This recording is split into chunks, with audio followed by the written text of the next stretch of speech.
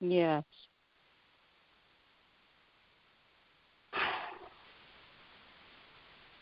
Now that we are preparing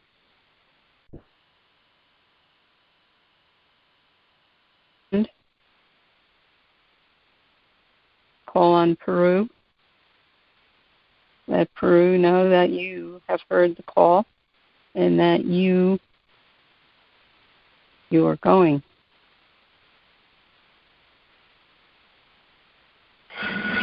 Give your thanks.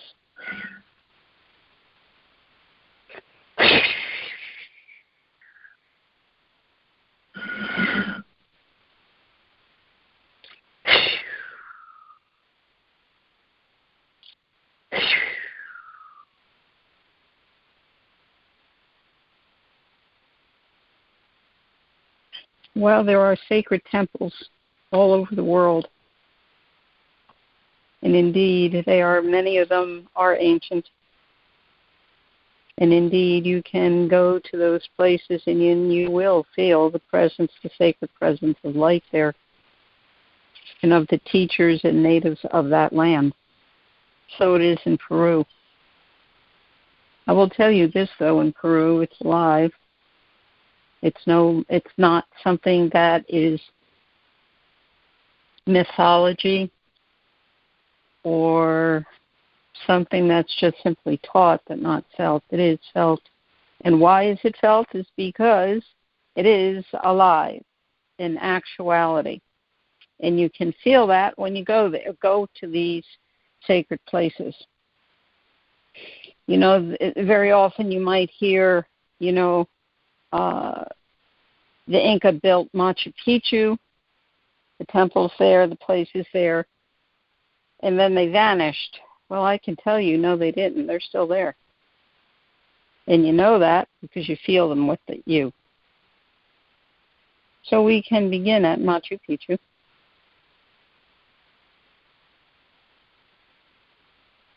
This place in the Andes,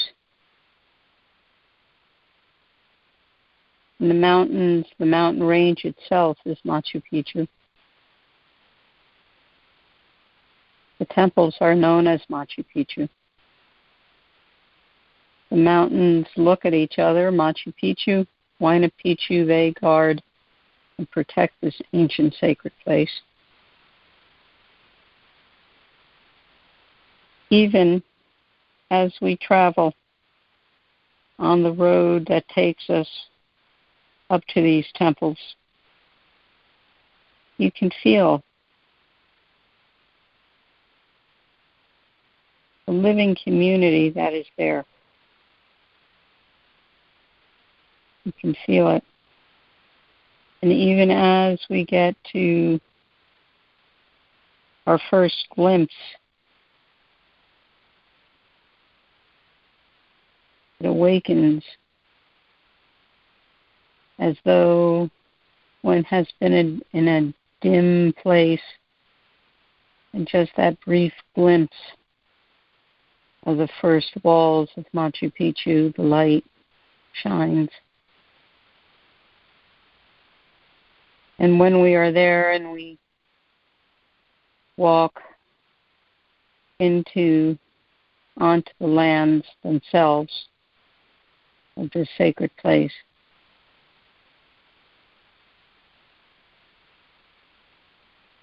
we come in and we feel its living, breathing, pulsing community, pulsing life. As we begin to walk in through the places, we come to the first of the Pachamama stones.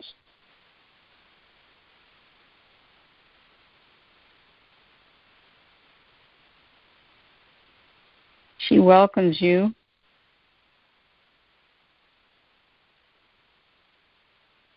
It is for you to open up to what she is offering and to give thanks. Even as we lay hands on this sacred ancient stone, we can feel the Pachamama's heart. And if you can feel, see, perceive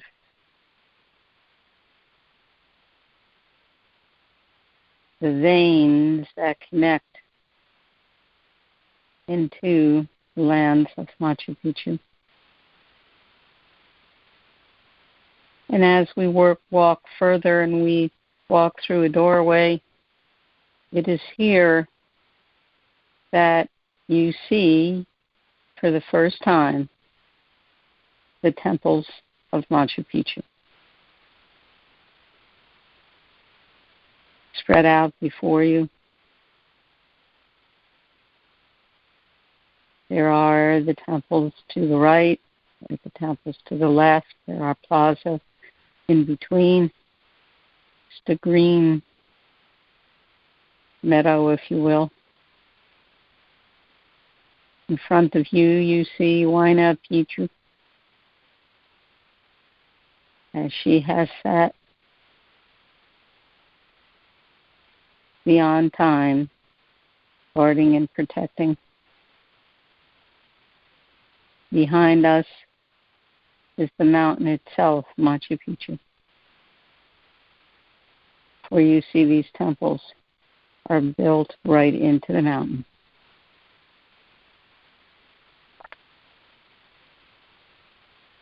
As we walk further, we go down these ancient stairs these steps built by the ancient Inca.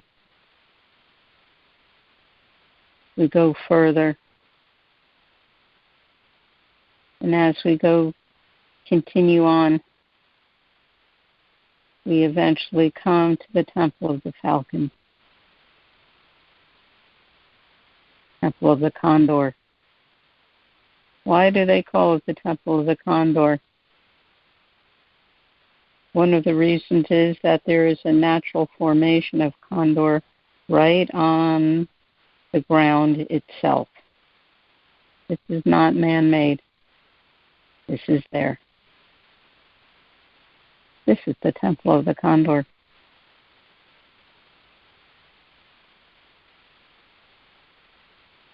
And feel the condors are there. Condor. Look at Condor. Oh. Take a moment, let the condors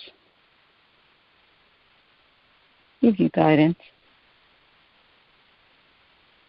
Where they know life, they know flight, they know light.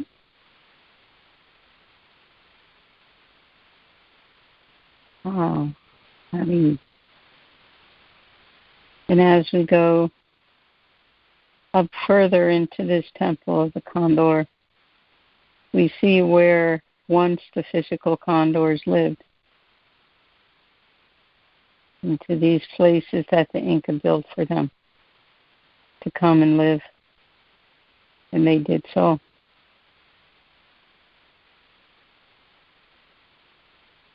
And always, as wherever we go, we leave our gifts of thanks and deep gratitude. We are deeply honored, humbled, awed, grateful for their presence and their guidance. As we go further, leaving now, we continue to walk, seeing the beautiful expanse of the mountains all around us. Where you see these temples of Machu Picchu sit at the top. So all around us are these deep chasms between this place and the surrounding mountains. And as we go further, we come now to the Pachamama stone that faces the Huayna Picchu.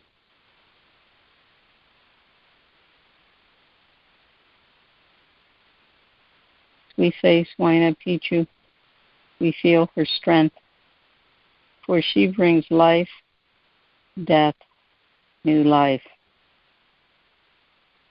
You see, as you climb, Huayna Picchu is very difficult, very tough. So the less baggage you carry with you, the much more simple it is that climb becomes. This is what she teaches us.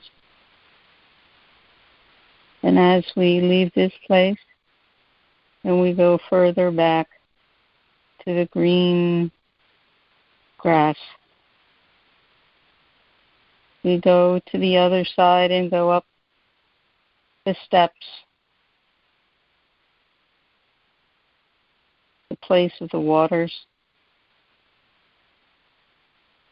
where the Incan shamans and royalty are said to have bathed. We go further and we go now up to a plaza. As we enter, to our right is the Temple of the Three Windows. We know this to be the Temple of the Three Worlds. Huna Pacha, Ke Pacha, Hanak Pacha.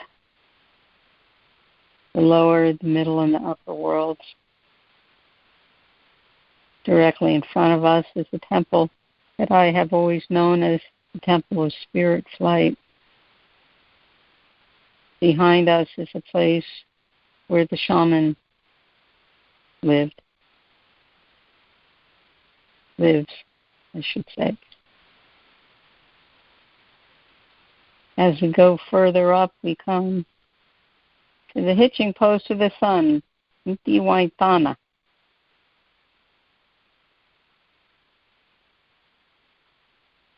I will tell you a little story here.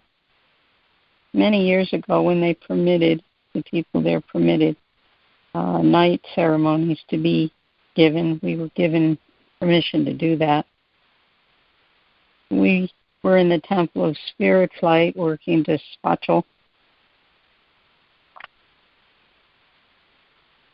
And I look up and I see at the doorway into this place where the temples and the shaman's house is an Incan warrior. He was fully dressed in full Incan warrior garb. The headdress, the spear, and he was watching. The guide who was with us said to me, he said, "Fran, do you see this?" I said, "Yeah, I see. He's been here with us for a while." I said, "Take that white candle and put it out in the middle of the plaza there." And he did that, and in the moment that he put that white candle down, the Incan warrior put his spear down. And he was with us through that whole time. This is why I know the Inca are alive and well in Machu Picchu. When that ceremony was complete and we left, he left with us.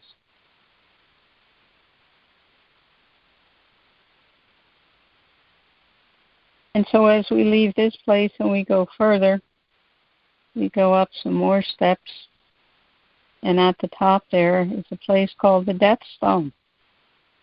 This is a place indeed where life indeed happens. I can tell you in an ancient ceremony done there, Don Manuel Quispe, at that time, he's passed many years now, he was with us and he did this where it is the energetic body is released. And then it is called back, and it is called back anew. Truly, the person who was there is not the person who gets up and steps away from that stone. I can tell you when this happened, if a doctor was there, he would say, "This woman is clinically dead," because I felt my heart stop and my lungs no longer breathing. I felt my chest cave in And I knew I was dead. No fear. Time has no meaning. And then the energetic body came back. Spirit came back. And in that, this person was born anew.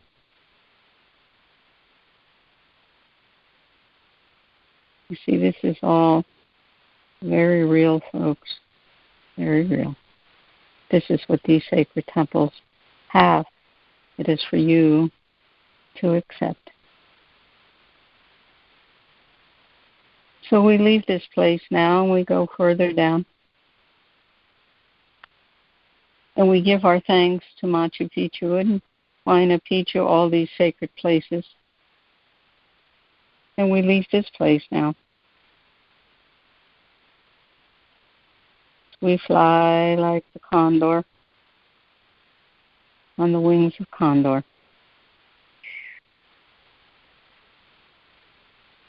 We come now to a place much further up.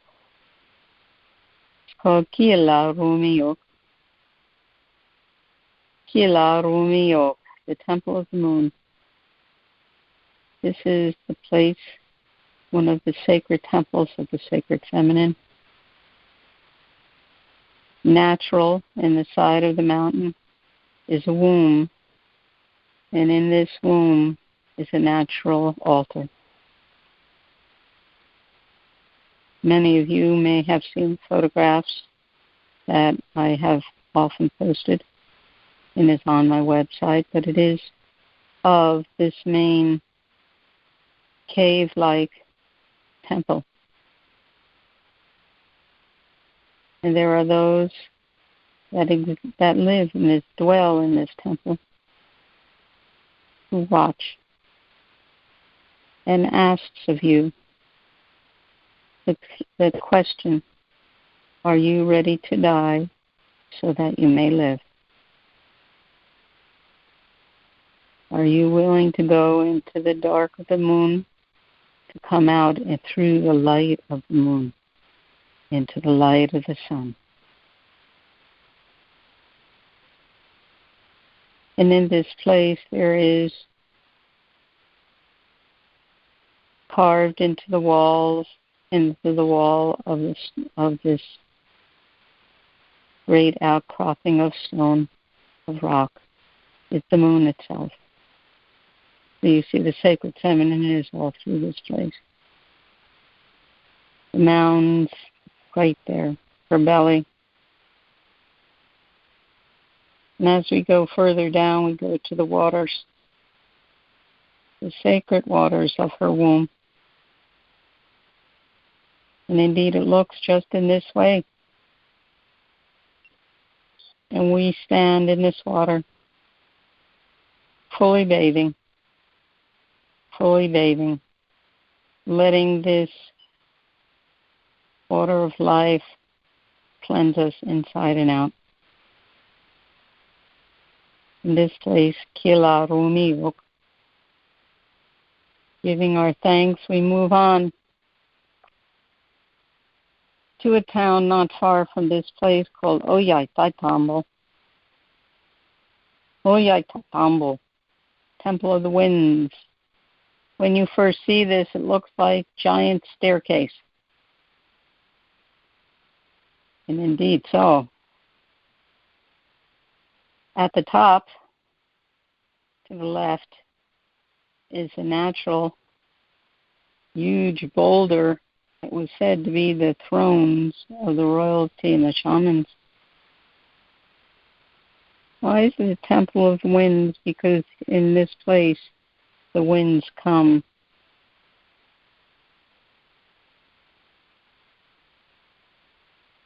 We call on the winds and they give us the guidance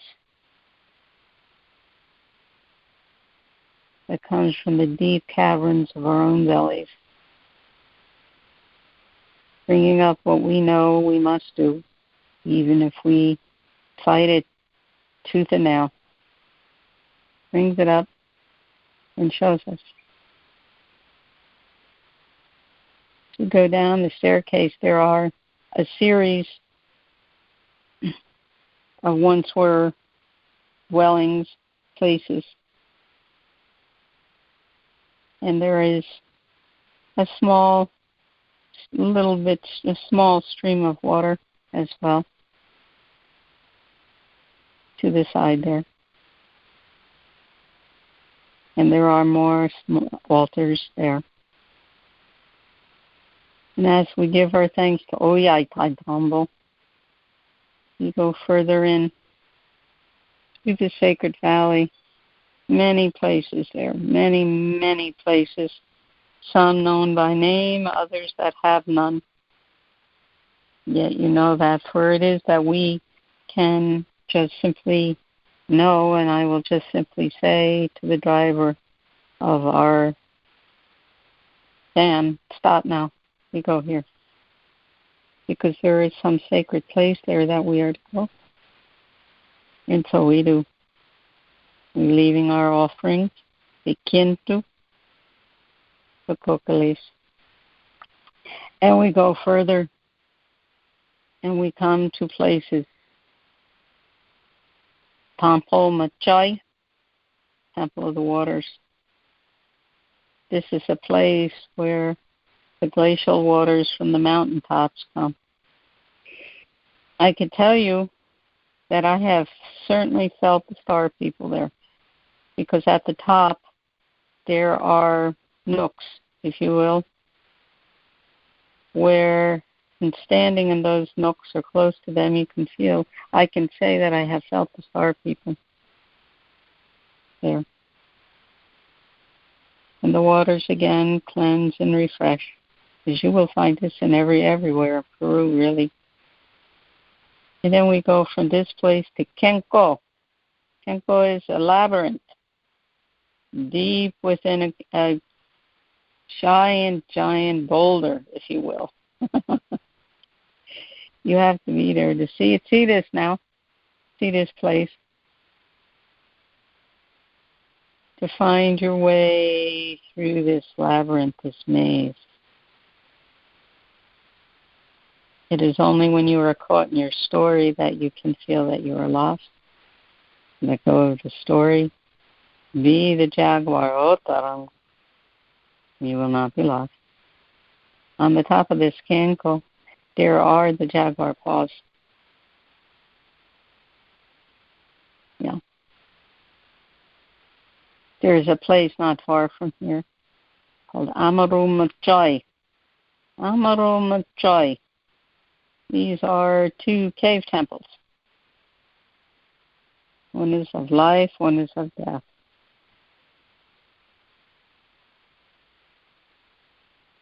Deep in these places, there are natural altars. And the one that you sit upon, as you bring forth your sound, at first it may sound discordant noise, but as you let go further and further, that discordant noise becomes joyous sound.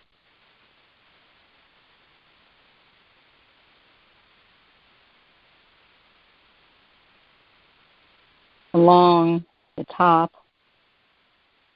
or the roof, the ceiling of the one is the temple. You see the Sachamama.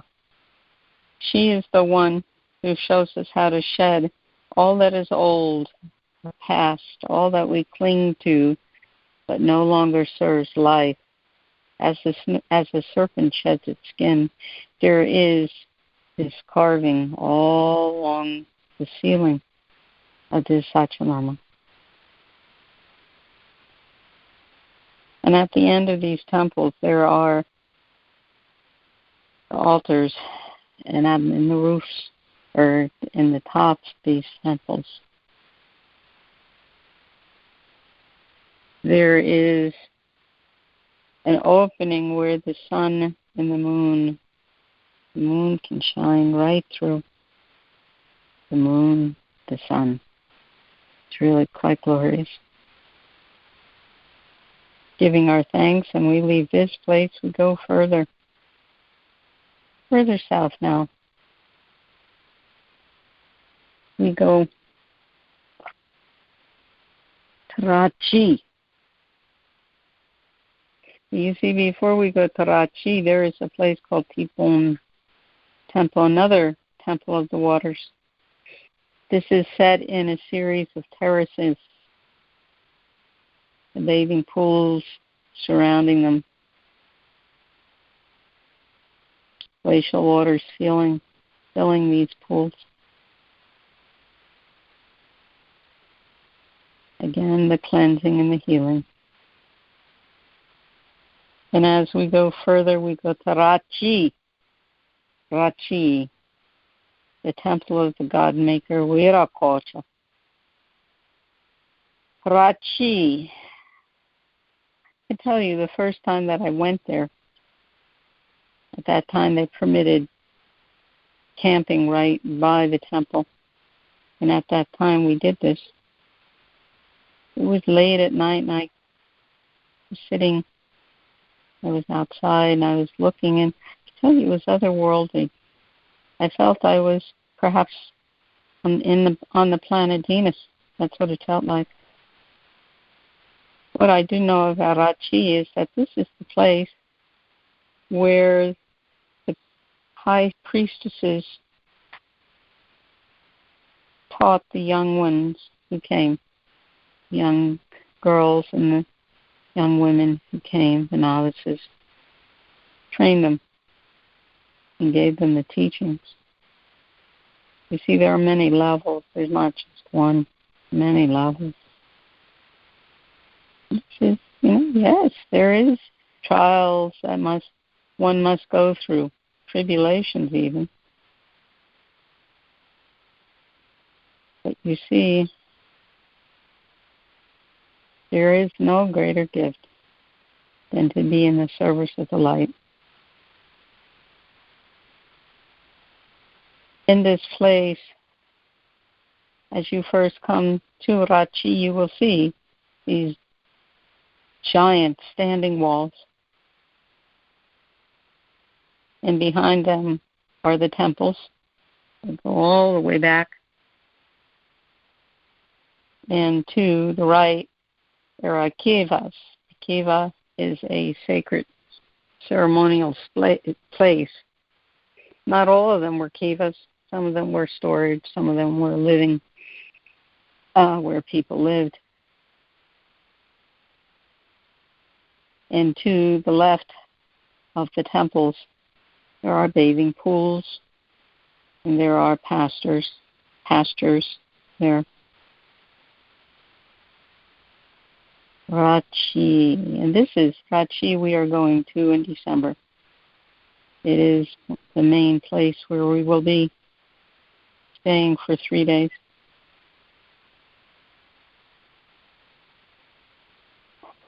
Rachi. From there we go further down. And then we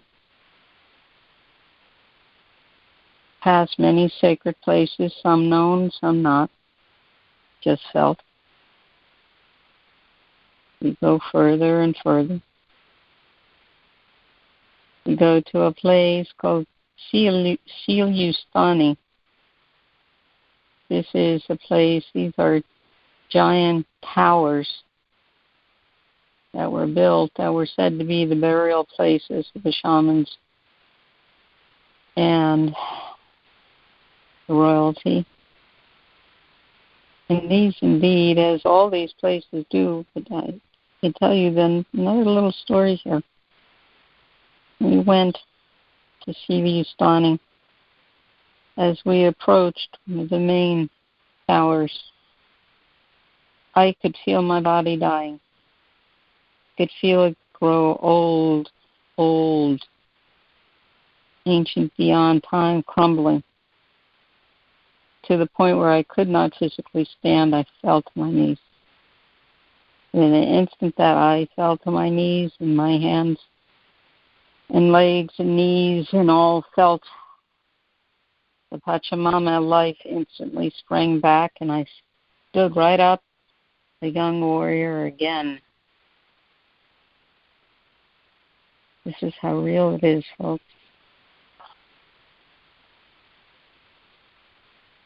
A little further to go. To go further, that we pass Urko, Temple of Fertility. People go there for fertility in all ways. Seeking life, whether it be crops or babies or money or whatever it is, they can go there. Healing within themselves. So you go further. For you see, now we are very close by Lake Titicaca. And even as we go on to the Lake Titicaca, there is the Temple of the Sun, Temple of the Moon, Island of the Sun, where it overlooks the lake itself.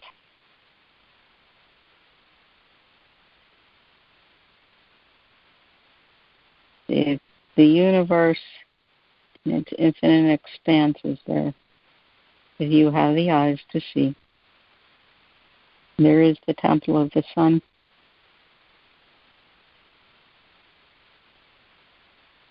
And it is here that you can feel the star people.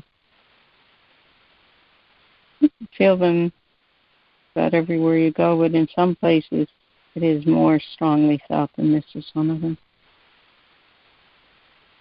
Moon Island,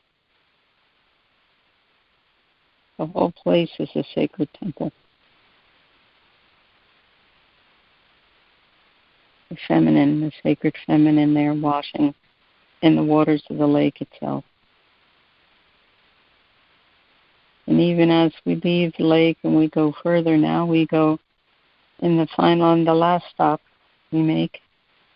Tiwanaku.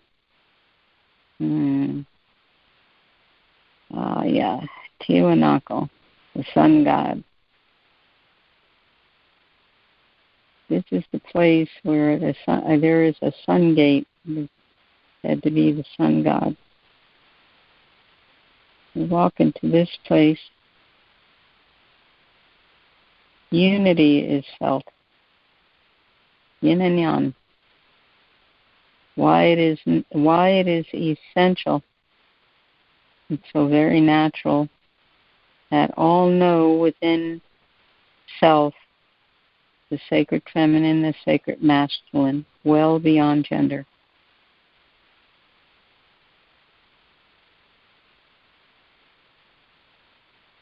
And going further in this place, there's a massive bathing pool where the sacred ones are there, depicted in stone as well as felt.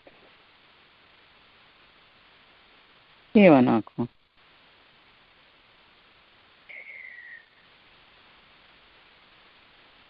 And we go further now. We go back to the city of Cusco, capital of the Incan Empire, the head of the jaguar. Right outside of this city is the Saksai woman. This was said to be a massive fortress. The Incan walls still stand. They remind us how very strong we are, that we are stronger than we think we are. Eternal. So now, this journey, we rest now, we land now by the river.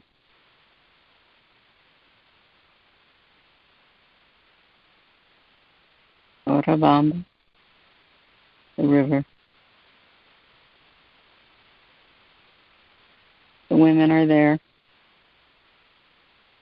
the children, the men, the elderly, all those people, everyone is there. And we rest.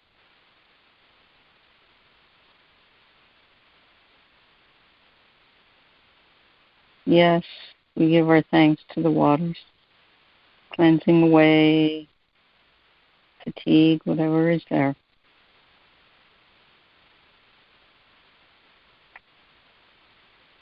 We give our thanks to all these people who have come bringing this food and this drink and their joy and love.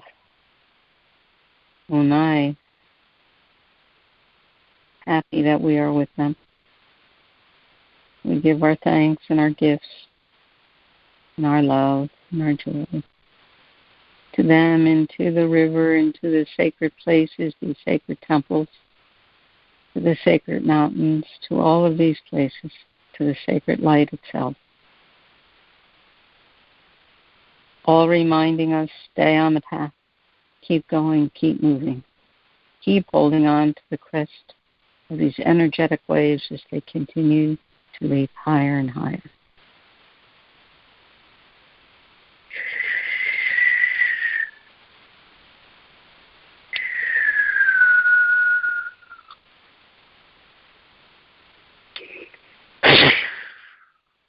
Center and ground now.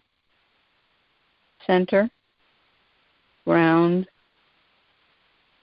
return to your current physical body, in the current time and place where you are.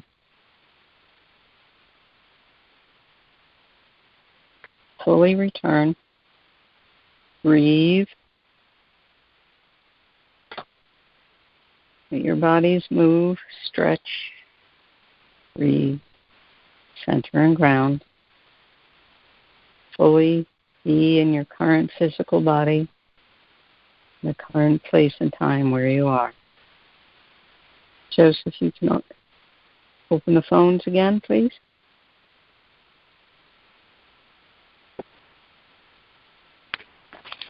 And as all of you return, if anyone would like to say anything before we complete our journey for this evening, please do.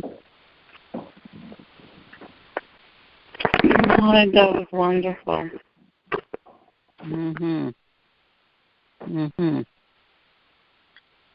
Yeah. Wonderful. Fully be in your physical body. I know. Who wants to leave where you are? But you do have to be in your current physical body.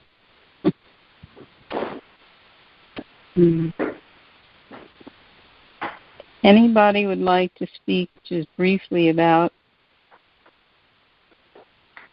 any particular place where you felt most drawn to that you knew? Not you, Joseph, because I know you were there. But all right. Yeah, later. You get your chance later. Yes. There were actually two places. First in Machu Picchu, and second place was by the river where we sat and rested. Oh, the river itself, yeah. Yeah.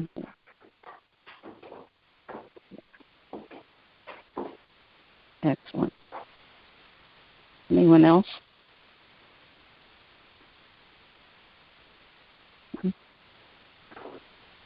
Okay, Joseph, you get to talk. Yes. Oh, I get to talk? All right. Well, I would say from what I am being sort of constantly reminded of is throughout life, every day, there's this sort of a deeper presence than the ordinary, typical five-sense reality we've all come to know and been brought up in.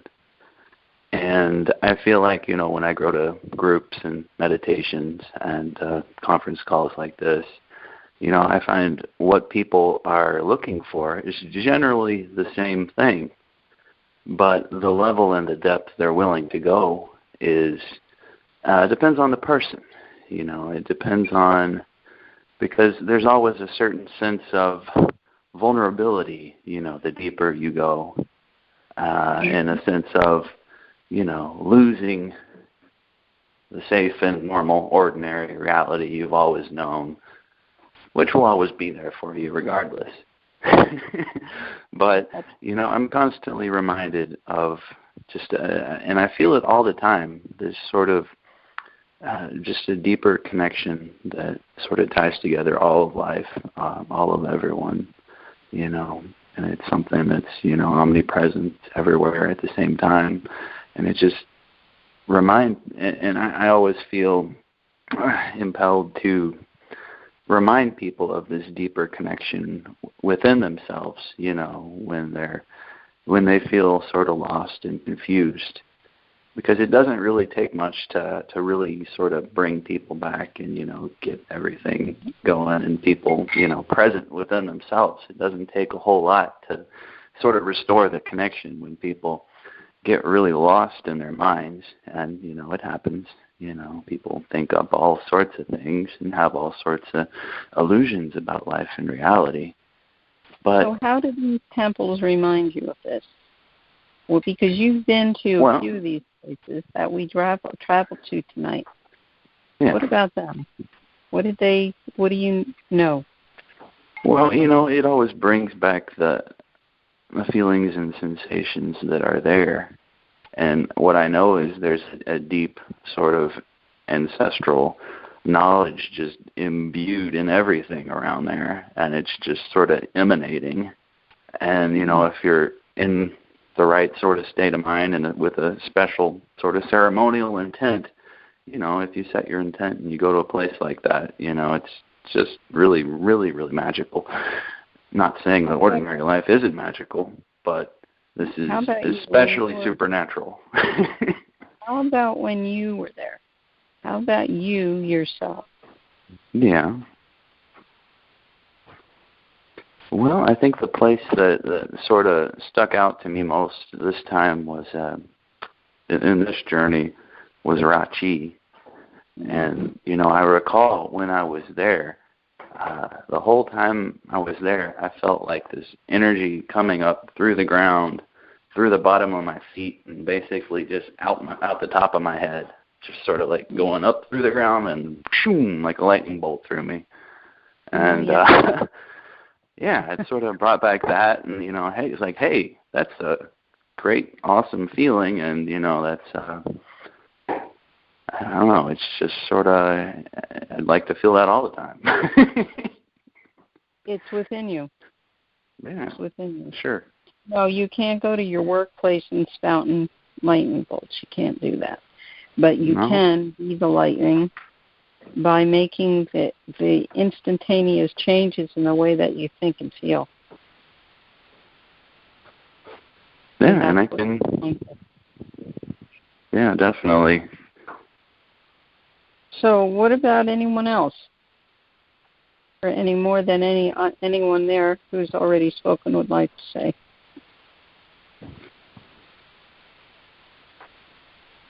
I'll tell you, in December we are going to Rachi, we are going to Kilarumiyok, and we are going to Machu Picchu. Mm-hmm. So what else do you know now? What is it waking up in you, these sacred temples? I can tell you that I've been to all of these places many, many, many times. And each time I've gone, it's always the first time. Always the first time. I am eternally, deeply grateful, deeply awed, and deeply humbled by them and by all of it. By the light itself.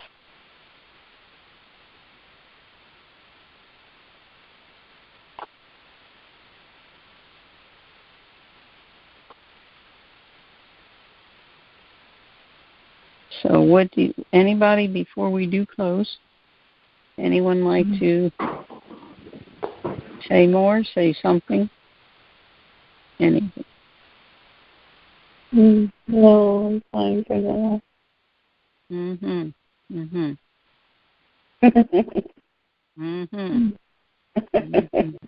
Yes.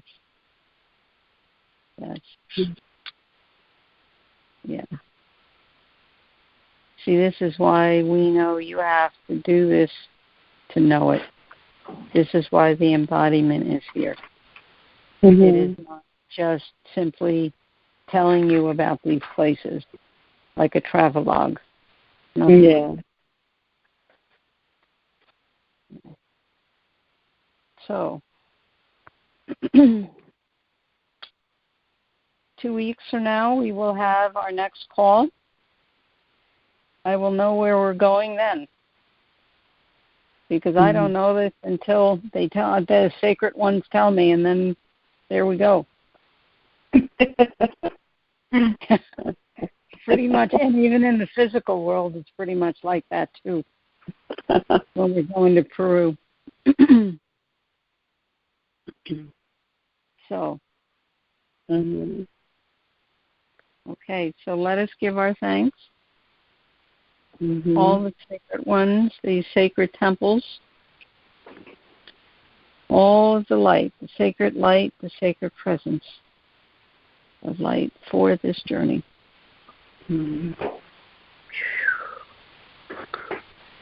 Sulpaki hatun wilka wirikocha, hatun wilka pachamama, hatun wilka mamikila, hatun wilka inti taita, hatun wilka apupunya.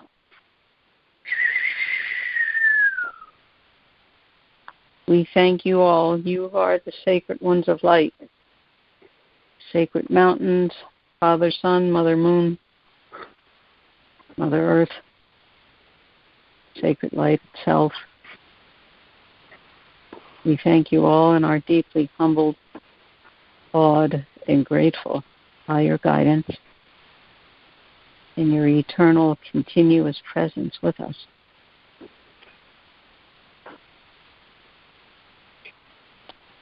You can fuku your thanks by your breath.